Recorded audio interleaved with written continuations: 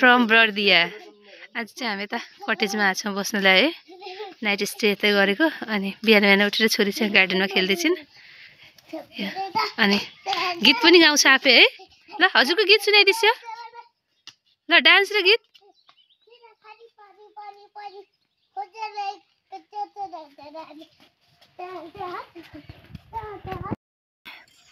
मर्निङमा black coffee है। के खाँदै हुनुहुन्छ? ओके। अनि आफ्नो चाहिँ फिनिस भइसक्यो है। सो कस्तो पिसफुल ठाउँ रहेछ।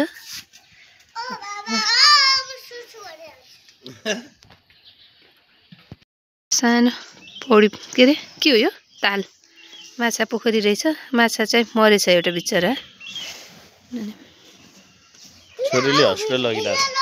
के गर्ने भने बाबा?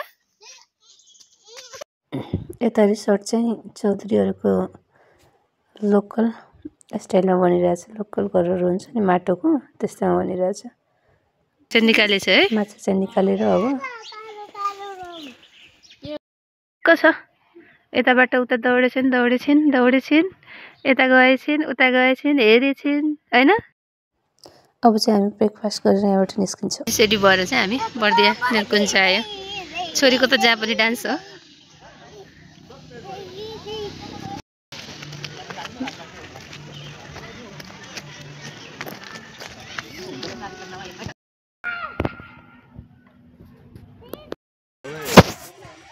काट्ने मात्र हैन यो गम्डी खाइदिन्छ। को यो गैडा बोलायो भने उठ्छ।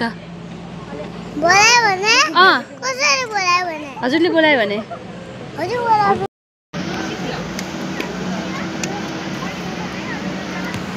गिबो बस्छ के बस्छ न हजुर? उभियो भने अले फुचिक बस्दिन्छ माछामा।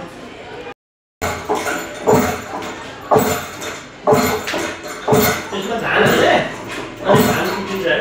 धानबाट